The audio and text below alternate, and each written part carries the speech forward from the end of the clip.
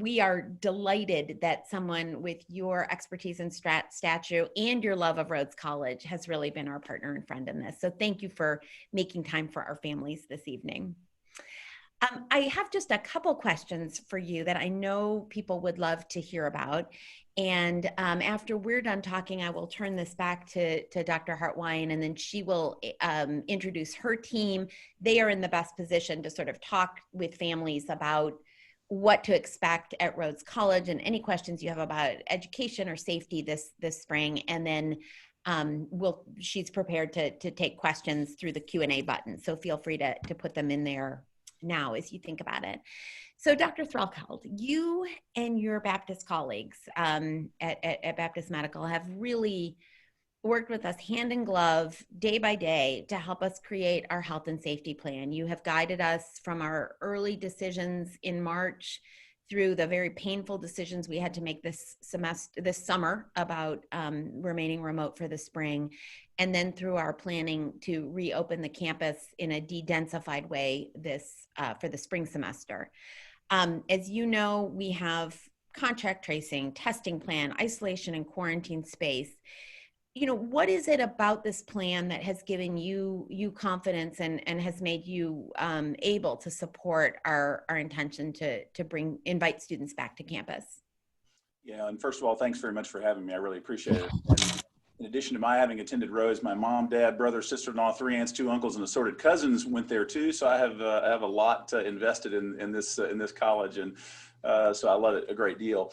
And you're exactly right. We have combed the campus on several occasions. I knew most of where the nooks and crannies were in the first place, but with administrators and folks who had expertise of the logistics.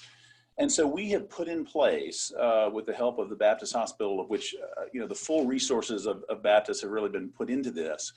We've put in place the sort of situation, the sort of plan for testing, aggressive testing, contact tracing, quarantine, isolation when necessary, the sort of plan that really should have been put in place in every community in America. We just never quite got that done. The pandemic would have looked a great deal different in our country if we could have gotten the momentum to accomplish those things. But we've put them in place here. These are things that will work. They have been demonstrated to work. I talked to a friend who runs infectious disease at St. Jude this afternoon. We're on par with the sorts of things they are doing with weekly testing, essentially of everybody. We've set up a system that should work. It will work. And so I have every confidence that we've done everything you can do to really make this as safe as is possible. It's been so reassuring and thoughtful. You've been obviously tracking these numbers in Memphis. We had had some summer highs. We had then some good practice. We've seen the, winter holidays have certainly caused an uptick in Memphis. I've certainly had, as you know, we've called you and we've talked about, well, with this uptick, is our plan still workable? What are you seeing currently in Memphis? What are we expecting in the next month? And, how does that affect families as they think about, their students returning to campus? Sure. I think like so many cities, we here in Memphis have been sort of stretched but not torn with the healthcare facilities. We have a very large bed base of hospital beds and situations in Memphis, much different from places like California where they really are sort of underrepresented in their hospital beds. So it's not been quite the strain here that it has been in other cities.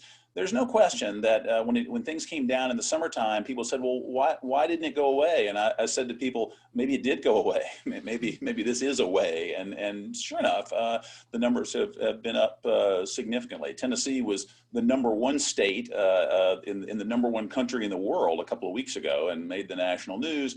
But we've peaked and begun to come down from that now, thankfully, which is a good timing.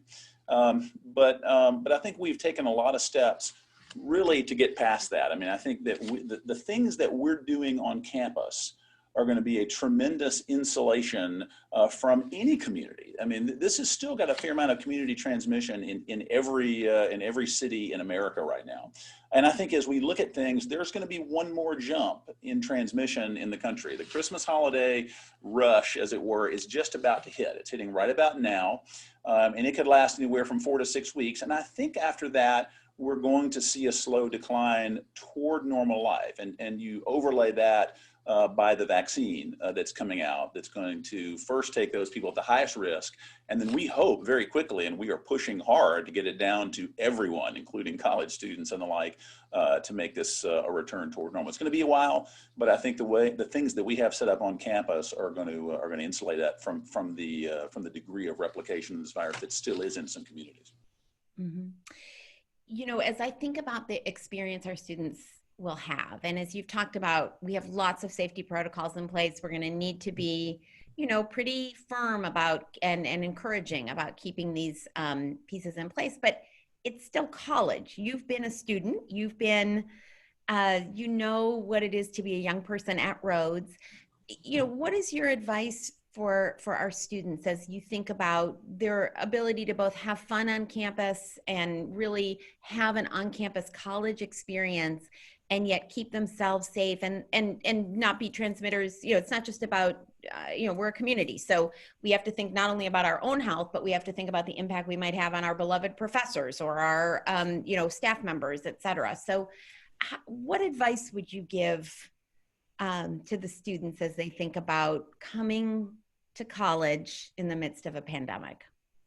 Yeah, and you said it very well. I think that there's what we do to protect ourselves as students and then those around us. You know, Terry Hill taught me biology 37 years ago. And so some of you are probably registered for his biology class this semester. Absolutely. He and I are neither one spring chickens anymore. See, so we've got to protect our faculty because they're very honestly the ones that are most at risk. And so we owe it to them to be responsible. So I would say there are really two prongs in the attack right now everywhere in this country, our campus included. Number one is to make sure the people who can get vaccinated get vaccinated. It's an amazingly effective and safe vaccine. And though college students don't fit into the age group or priority initially, but some might because of underlying medical issues, and certainly some of our faculty might sooner. So we do that. That's a huge thing right now. That's our way out. It's the beginning of the end of this. But before then, we really have to be very focused on practicing personal responsibility because, you know, there's a reason why there's very little transmission in elementary school, much less than we thought might be the case in the classroom setting. It gets a little higher in high school, but still low. And in college, of course, is where it really went up during the first peak of the pandemic. And it's certainly because it was hard to generate the proper social distancing. So we are, in fact, going to need our students to be smart and responsible. I'm glad to say that everyone in the sound of my voice is smart and responsible, or they wouldn't be here. But we're going to need to have them practice that for this or any other plan to work. So we have to do that.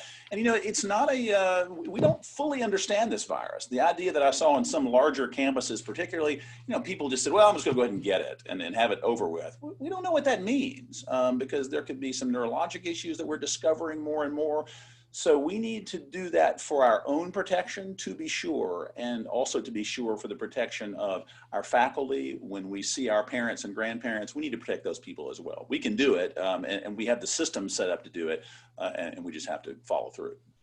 Thank you. You know, the advice that you had given us as we began our spring planning to really think about the density of campus, that, as you said, we needed to make it very possible for those at highest risk to be able to remain off campus. So many of our faculty members fall into those groups. They'll be teaching remotely. Some of our students fall into those groups or have decided that they would prefer to learn remotely. We're going to make that possible for people. And so we've really, you know, we'll be keeping campus at a low rate of density and really trying to balance the in-campus, in-person experience that launched you to your success, professional success, along with our need to reduce risk in this very distressing environment. So I think that social distancing is still king. We can still be in rooms, but maintain some social distancing. Masks are important, to be sure, particularly when you can't maintain that social distancing. But as we move into the warmer weather, things that we can do outside, there are ways to make everything we do safer, and every little bit will help in cutting down the potential for transmission. Now, that said, we know there will be things that happen. That's why we have the very complicated setup of testing everybody on sort of a weekly basis. We have the ways to contact trace. So we have backups for this sort of thing. But by far the easiest thing has always been not to be sitting very closely next to someone with the virus. And so we just need to be always mindful of that. We, as you all know, have planned a weekly testing regimen for everyone who will be on campus. I had my first test on Monday. We began that process and we tested the 85 or so students who had already returned, as well as a number of faculty and staff. I think we had over 200, 230, maybe 250 tests. And so far, those tests came back. We had one staff member who was positive and one student who was positive, a student off campus. They were returning and being tested for the first time. They live off campus. So we've begun testing that process for isolation and quarantine, contact tracing. So we're part of why we wanted to phase the return was so that we could really gear up so that we would be prepared for this. So we are prepared to do our very best to support not only the health physically of our students, but your mental health and your learning needs. So it's been a great partnership, and we're just very, very grateful that you have given back not only to your local college, but to your alma mater. So thank you so much. I know you have rounds to do. I will let you go off to do that.